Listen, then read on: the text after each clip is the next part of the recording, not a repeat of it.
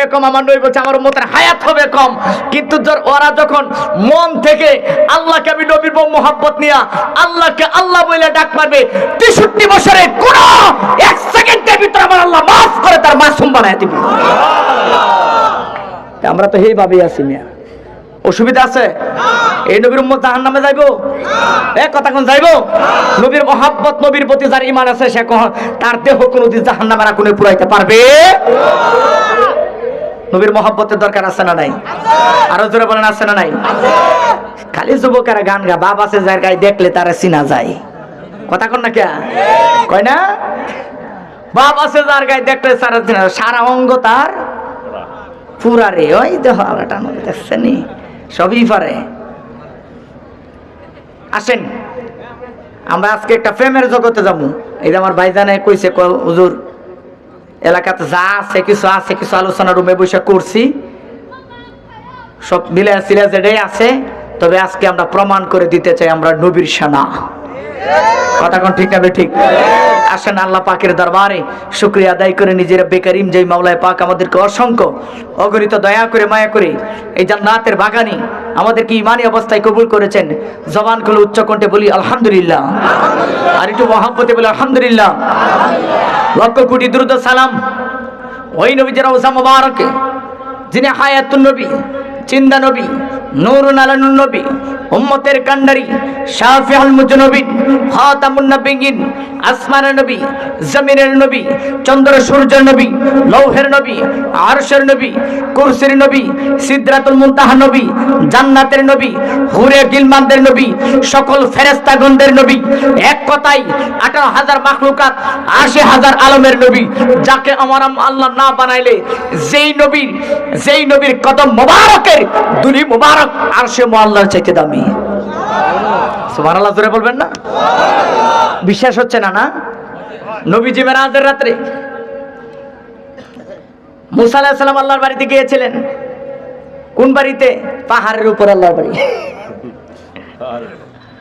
মুসা বলে আল্লাহ তোমাকে দেখতে চাই। আল্লাহ বললাম তারনি অসম্ভব। এইবার আল্লাহ বললেন যে মুসা তুমি তো আমারে দেখতে পারবে না, দেখার ক্ষমতা নাই। যেদিন আল্লাহ বলেছিলেন যে আসো, ওই দিন আসতেছে পায়ের মাঝে জুতা। আল্লাহ ডাক দেখো পাহাড়ে উঠবো। ভাই ভাই যুবক ভাই, এই কথা বললেন না, একটু বসেন, শান্ত হয়ে বসেন। যতক্ষণ থাকেন কথা বললেন না, কেউ কথা বলবেন না। আমার দিকে তাকান সবাই, কেউ ডানে বামে তাকাবেন না। এটা চরম বেয়াদবি। আপনি মাহফিলে বসছেন, গাউসে পাকের জামানায় বড় পীর আব্দুল কাদের জিলানী রাদিয়াল্লাহু তাআলা আনহু, ওনার কাছে এক লোক এসে ডাক দিয়ে, হুজুর আমি তো একটা মানত করছিলাম। যে কি মানত? কুমুক একটা মানত করছিলাম যে আমার মানতটা যদি পূরণ হয় শয়তানটা আমি এই জিনিসটা দিয়ে দিব। এখন গাউসে পাক শয়তানটা পাও না, না খুঁজতে খুঁজতে আমি কাইল হয়ে গেছি, আর পারি না। এখন হুজুর আপনি একটু সন্ধান দেন। আজকে আমি মাহফিল করবো, ওই মাহফিল থেকে যেটা উঠতে যাইব গা বয়ানের মাঝখানে, এটাই শয়তান। এখন এই বেচারা মাহফিলে চতুর্দিক দিয়ে ঘুরে, শয়তান আজকে ধরবো। হঠাৎ করে অর্ধেক বয়ান করতে পারে বড় পীর আব্দুল কাদের জিলানী রাদিয়াল্লাহু তাআলা আনহু, একটু ঘুরতে যাইতেছে গা, কই শয়তান ধরছি, দৌড়ে কইতাছে, কয় দে কোনে আমার তাড়াতাড়ি ফাতলা করো। হাই মিয়া তুমি আমার শয়তান ডাকছো কে? আমি তো শয়তান। আমি শয়তানের কি কাজটা করলাম? আরে শয়তান তুমি। কারণ ভালো জায়গা থেকে যে উইটা জায়গা, হ্যাঁ ভালো মানুষ হইতে পারে না। কথা কন না কে? গাউসে পাকের থেকে সেই শিক্ষা যে ভালো মজলিস থেকে যারা দুনিয়ার নিশায় উঠে যাবে এরা শয়তানের বন্ধু, এরা আল্লাহর বন্ধু হতে পারে না। কথা কন ঠিক হবে? ঠিক। আমি যতক্ষণ থাকবো ততক্ষণ কি আপনারা আছেন? ইনশাআল্লাহ আছেন। হযরত মুসা আলাইহিস সালাম পাহাড়ে উঠবে আল্লাহর সাথে, আল্লাহর দিদার পাওয়ার জন্য। আল্লাহ ডাক দিয়ে জুতা খুললে উঠো। আল্লাহ প্রতিদিনই তো জুতা পাও তো উঠি, আজকে তাহলে জুতাকে জুতা খুললে উঠো। আর আমার নবী মেরাজের রাত্রে গেলেন। আমার নবীটা কেমন, আপনার নবীটা কেমন? বেয়া জীবনে নবী চিনতে পারেন নাই, নামাজ রোজা হজ যাকাত কোনো কিছুর মূল্য নাই। একটা কথা মনে রাখবেন, নবী চিনছেন। ওই যে কাজী নজরুল্লাহ বলছিল, একটা টান দিতাম নি না, মানে আপনার মাইন্ড করেন কেমন বলছিল, নবী মোর পরশমণি, নবী মোর সোনার খনি, নবী নাম জপে যে জন সেই তো দুজাহানের ধনী। ঠিক কি না? কাজী নজরুল এমনিতে বলে নাই, এমনিতে বলে নাই। কাজী নজরুল এক ফাঁস নবীর শান গায়ে তার জীবন শুরু করছে। সে বলেছে আমি শান গায়ে, নবীর শান গায়ে আমার জীবনে যা চাইছি তাই পেয়েছি।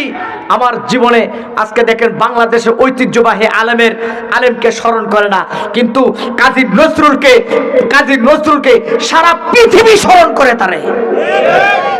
যদি কাজী নজরুলকে জিজ্ঞাসা করেন, হে কাজী নজরুল, কিসের এত তোমার, কিসের পাওয়ারে, কোন ক্ষমতার জোরে তোমার এত মর্যাদা, এত সম্মান, হাজার হাজার মানুষ তোমাকে স্মরণ করে, বড় মুফতি মুহাদ্দিসরা পীর মাশায়েখরা পর্যন্ত তোমাকে স্মরণ করে, বলবে একটাই মাত্র উদ্দেশ্য, আমার কোনো ইলম নাই, কালাম নাই, আমার একটা জিনিস আছে, সেটা হচ্ছে আমার কলমের ভিতরে আমার নবীর ইশক এবং মহব্বত।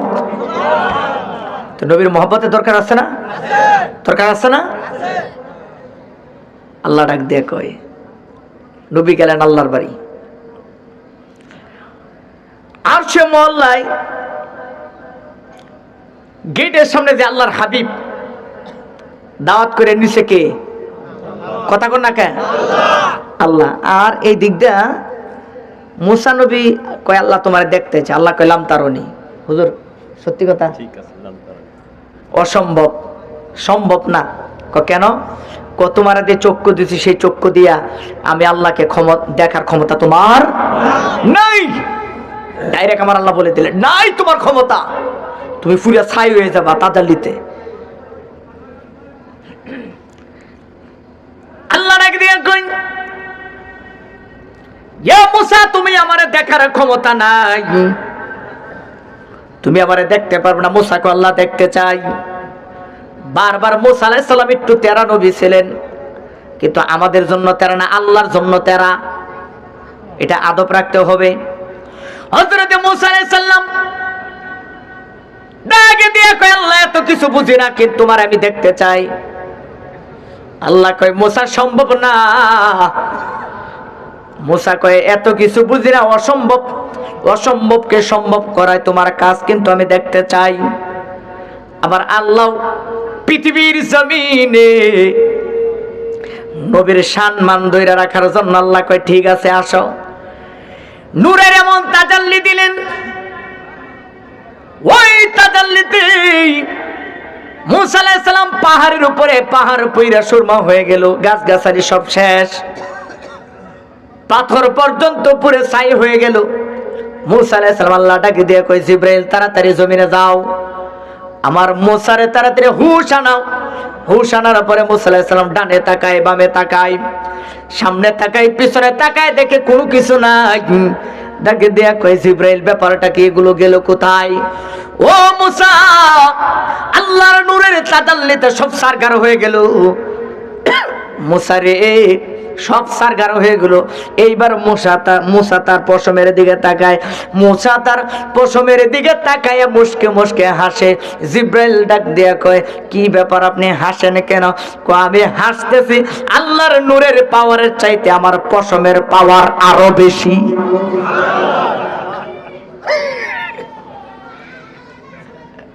কয়, আপনি বেহুশ হয়ে গেলেন, হুঁশ আসলো, আপনি কইতেছেন আপনার আল্লাহর নূরের চাইতে আপনার পশমের পাওয়ার বেশি। এবার আল্লাহ ডাক দেখো, মুসা, জিবরাইল তুমি বন্ধ করো, আমি মুসার সাথে একটু কথা বলি। এইবারে মনে একটা এশকের কথা বলবো। মুসা তুমি অবাক হয়ে যাবা, তোমার পশম তো পরে নাই, এর কারণ আছে। কি কারণ? কারণটা বলতাম না। আল্লাহ মুসা আলাইহিস সালাম কোন আল্লাহ কইতে হইব, কে কইছো কারণ? আমার সব পুড়ে গেল, আমার ডানে বামে সব পুড়ে ছাই হয়ে গেল, পাহাড় পুড়ে গেল, গাছ পুড়ে ছাই হয়ে গেল, পাথর পর্যন্ত পুড়ে গেল, তোমার নূরের তাজাল্লিতে সব ছাই হয়ে গেল, কিন্তু আমি মুসা পড়ি নাই। আমি মুসার পশমের দিকে তাকাই, দেখি আমার পশমের কাগাও পুড়ে নাই। আল্লাহ ডাকে দিয়া কয়, কারণ আল্লাহ কোরআনে বলেছেন, ওয়া রাফা'না লাকা যিকরাক, সূরা আল ইমরান সহালাকা মধ্যে, তাই না? 30 বারায় আল্লাহ কয়, আমার হাবিবের সম্মান আমি এত বেশি বৃদ্ধি করে দিয়েছি। আল্লাহ নিজেই তো তার হাবিবের সম্মান বৃদ্ধি করে দিয়েছে। আল্লাহ ডাক দিয়া কো মুসা রে, তোমার শরীরের পশমের গুড়াও যে পড়ে নাই, এটা তোমার হাকিকত না, তোমার কোনো পাওয়ার না। কো আল্লাহ এই পাওয়ার কার? কো তোমার ভিতরে আমার দয়াল নবী রাহমাতাল লিল আলামিনের নূর মুবারক রয়েছে। আরে ডান হাত করে আল্লাহু আকবার, আল্লাহু আকবার, নারে রিসালাত, ইয়া রাসূলুল্লাহ। মুসা অবাক। ওই সময় আল্লাহ ডাক দিয়া কয়, ও মুসা রে, তুমি জানো না ওই নবীর শান মান এত বেশি, তুমি আমারে দেখতে চাচ্ছ দুনিয়ার জমিনে থাইকা। আমি তোমারে বলে দিলাম তুমি আমারে দেখতে পারবে না। আর ওই নবী এমন নবী, দুনিয়ার জমিন থেকে বিনা পর্দায় আমি আল্লাহর সাথে মেরাজ করবে। শুধু মেরাজ করবে না, আমি আল্লাহর সাথে হাতে হাত রেখে আমি আল্লাহর চোখের দিকে, কুদরতি চোখের দিকে তাকায় সে কথা বলবে। আমি আল্লাহর নূরের সিংহাসনে বলবে। একদিন দুই দিন নয়, এক দুই বছর নয়, একটানা 27 বছর তার সাথে আমি প্রেমের কথা বলবো। দুনিয়ার জমিন থেকে আল্লাহর বাড়ি দাওয়াত করে নিলেন।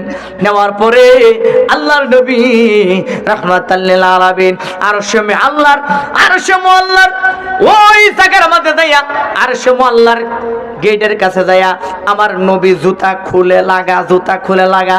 আল্লাহ ডাকে দিয়া কয়, হাবিব ব্যাপারটা কি? জুতা খুলেন কেন, লাগান কেন? কো আল্লাহ কি করব? আল্লাহ তোমার আরশ মুআল্লা তো নূরের আরশ, আল্লাহ এটার ভিতরে জুতা নিয়ে প্রবেশ করা যাবে না। কো না না না হাবিব, আপনি জুতা খুলবেন না। কো কেন কেন কেন? কো না আপনি জুতা খুলবেন না। কো না আল্লাহ, আমি জুতা নিয়ে প্রবেশ করতে পারবো না, কারণ আরশের কিন্তু একটা দাম আছে। ওই সময় আল্লাহ ডাকে দিয়ে কই, ও হাবিব, আপনি একটু আরশে মুআল্লার ভিতরের দিকে তাকান। আরশে মুআল্লার ভিতর থেকে আওয়াজ আসছে, ইয়া রাসূলুল্লাহ, ইয়া হাবিবাল্লাহ, নবী গো, আপনি তো সাধারণ কোন নবী না, আপনার কদম মোবারকের দুলির দাম কিন্তু সাধারণ না। ইয়া রাসূলুল্লাহ, ইয়া হাবিবাল্লাহ, আপনার ওই কদম মোবারকের দুলি মোবারক নেওয়ার জন্য আমি আরশ অপেক্ষা করতেছি ইয়া রাসূলুল্লাহ, ইয়া হাবিবাল্লাহ, কারণ আমি আরশের চাইতে আপনার কদম মোবারকের দুলি মোবারকের 1000 গুণ দামি বেশি। ইয়া রাসূলুল্লাহ,